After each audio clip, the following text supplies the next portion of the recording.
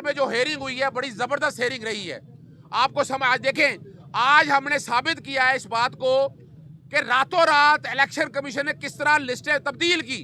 आज अदालत के सामने ये साबित हो गया है। 30 नवंबर को डिलिमिटेशन की जो हल्का बंदियों की लिस्टें वो फ्रीज हो चुकी थी, और ये जाकर 16 दिसंबर को जिस दिन कागजात नामजदगी दाखिल हुए हैं, 4 महीने पहले जो लिस्टें हैं वो फ्रीज हो जाती हैं। ये 16 दिसंबर को ये फैसला किया और ये लिस्ट तब्दील कर दी गई।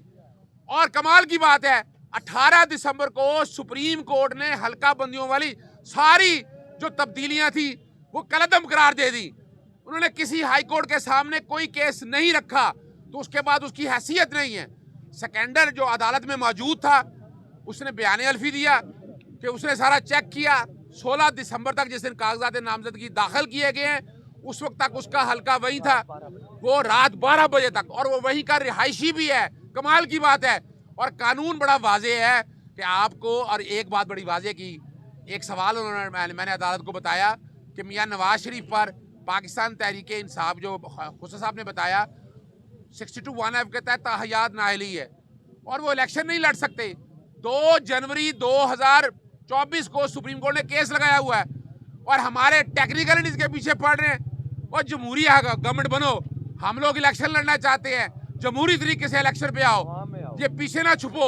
ये इस तरह की टेक्निकल ग्राउंड्स पे एक स्टेज के ऊपर तो अदालत ने कह दिया कि आप अगर हाई कोर्ट का फैसला नहीं मानते तो कंटेम्प्ट फाइल करें। तो हमें कहना पड़ गया कि आप बायस हैं, आपने जहन बना लिया, रिटर्निंग ऑफिसर ने आपने फैसला कर लिया है कि इमरान खान साहब के कागजात नामजदगी मंजूर नहीं करने हैं, तो हमें आप पे एतबार नहीं है, आपको अपना जहन नहीं देना चाहिए, और आप सुप्रीम कोर्ट के फैसले की खिलाफ वर्जी कर रहे हैं।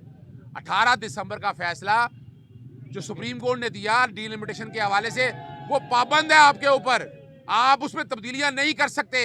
सुप्रीम कोर्ट के फैसले को आपने मानना है। इमरान खान साहब एक बड़ी सियासी जमात के लीडर हैं और वो क्यों है, हम क्यों एक प्रपोजल और सेकेंडर गलत फाइल करेंगे। उसके साथ बदनीति की गई। और एक बड़ी मजेदार आपके सामने बात बता दें, हमने आज अदालत के सामने कहा ये हमारा टेक्निकल पॉइंट है, हमारे पास सारे लोग मौजूद हैं, लेकिन आप समझते हैं कि कोई प्रपोजल या सेकेंडर नहीं है। ये 2 लिस्टें हमने दे दी, अल्टरनेट का आर्गूमेंट है हमारा पहले लीगल आर्गूमेंट मौजूद है कि प्रपोजल और सेकेंडर, और एफिडेविट दिया।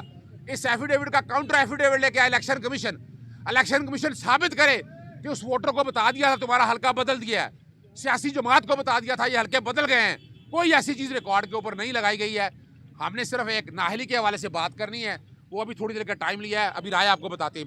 फाइल साइन कराने के लिए जेल के अंदर जब नॉमिनेशन लेकर गया तो 6 थी, उसमें सिर्फ 3 करेक्ट करके इन्होंने वापस की और रात 6:30 बजे मैं वहाँ से निकला और उसके हमने 2 फाइल की है मियाँ वाली में और 1 इधर फाइल की है।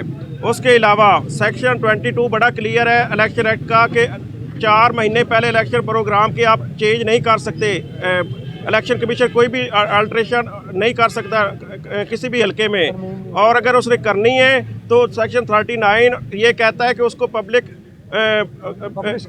किया जाना ज़रूरी है। ना पब्लिश किया गया, ना उसमें कोई एडवर्टीज़ की गई, और 18 दिसंबर को सुप्रीम कोर्ट उसको सेटिसाइड कर चुका है हल्का बंदियों को। इसके अलावा हमने खान साहब का ये बताया कि खान साहब का जो 22 दिसंबर 2023 का फैसला सुप्रीम कोर्ट का सैफर केस में जो इजाफी जजमेंट है नोट दिया जस्टिस अतर मनिल्ला साहब ने, उसमें उन्होंने वाजे किया कि Imran Khan ex prime minister और पाकिस्तान की सबसे बड़ी पार्टी का हेड है, उसको आप पॉलिटिकल प्रोसेस से अलहदा नहीं कर सकते।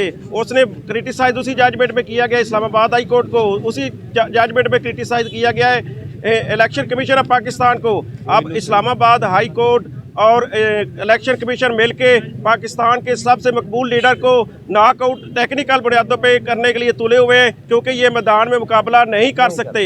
मैदान में मुकाबला करने में हिम्मत ही नहीं है। हम कहते हैं आओ हमारा मुकाबला करो, नवाज शरीफ को छोड़ो, सब फैमिली को ले आओ इस हल्के में, इमरान खान को छोड़ो, इमरान खान के मुकाबले में मैं इलेक्शन लड़ूंगा और नवाज शरीफ के मुकाबले में जीत के दिखाऊंगा। ये पॉपुलैरिटी का हाल है और ये डरे हुए हैं, सहमे हुए हैं और ये टेक्निकल चीज़ पे जा रहे हैं, रातों रात चेंज हो जाती है। सबसे इंपॉर्टेंट चीज़ जो ये हल्के का चेंज किया गया इलेक्शन कमीशन की वेबसाइट पे, इलेक्शन शेड्यूल जो है वो पहले जारी किया है, चेंज बाद में किया है। ये भी नहीं कर सकते जब इलेक्शन प्रोग्राम शेड्यूल जारी हो जाए उसके बाद आप कोई भी तब्दीली नहीं कर सकते। इलेक्शन कमीशन की आप खुद चेक करें कि इलेक्शन शेड्यूल के जारी होने के बाद ये जो वेबसाइट पे चेंजिंग जो है वो अपलोड की गई है।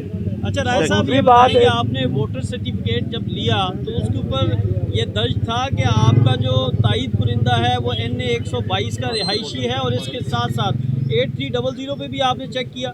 जी 8300 पे भी चेक किया, और उसके अलावा हमने वोटर पर्ची जो है वो भी हमारे पास मौजूद है। वोटर पर्ची के ऊपर NA नहीं लिखा होता, वोटर शुमारियाती कोड लिखा होता है, शुमारियाती कोड लिखा हुआ है, और शुमारियाती हल्का लिखा होता है। शुमारियाती कोड जो इलेक्शन कमीशन ने जो 30 नवंबर को पब्लिकेशन की है ऑफिशियल गजेट, आपने उसको मानना है। कानून ये कहता है कि ऑफिशियल गजेट तुम्हें करेगा नोटिफाई इलेक्शन कमीशन, वो 30 नवंबर को हो गया, उसी के तहत इलेक्शन होना है। उसके तहत हमारा जो प्रपोजल है आज भी NA 122 का मेंबर है, रिहायशी है। उसका सूबाई हल्का जो है वो आज भी NA 122 में एग्जिस्ट कर रहा है। आपने खुद इतराफ़ किया है कि आपका तजवीज़ और तायद करने का ताल्लुक हल्के से नहीं है, आपने नए तजवीज़ और तायद ना एक मिनट बात करना आपने खुद ये कहा कि हम और तजवीज़ और तायद पेश कर रहे हैं। अच्छा, हम आपके सामने ये बताते चलें, कोर्ट के अंदर हमने कहा एफिडेविट फाइल किया, तमाम सबूत फाइल कर दिए, बल्कि तायद कुनिंदा जो है वो खुद अदालत में पेश हुआ, वो आज भी NA 122 का रिहायशी है। उसकी PP भी कमाल है, बड़ी जबरदस्त है, और उसका सूबाई हल्का भी उसमें आता है। लेकिन उसके बावजूद अगर अदालत समझती है कि ये टेक्निकल ग्राउंड के ऊपर है, तो ऑल्टरनेटिवली मुतबादल के तौर पर कि पूरी पाकिस्तान इमरान खान के लिए तजवीज़ कुनिंदा और तायद कुनिंदा बनना चाहता है, हमने ऑल्टरनेट के तौर पर 2 फाइल किए हैं कि ये 2 मौजूद हैं। हमने बिल्कुल नहीं माना। कल जाके हमें ये पता चला है कि ये सारी वारदात पड़ गई है। हमें वारदात को तो पता ही नहीं था, वारदात तो हमें कल पता लगा है। उस वारदात में हमने सबूत सारे दे के ऑल्टरनेट के तौर पर, मुतबादल के तौर पर दिया है, और ये दोनों हमने पेश कर दिए हैं अदालत के सामने कि सिर्फ अगर ये टेक्निकल ग्राउंड्स पे खेलना है, तकनीकी बुनियाद पे खेलना है, तो ये हमारे पास ऑल्टरनेट आर्गूमेंट मौजूद है।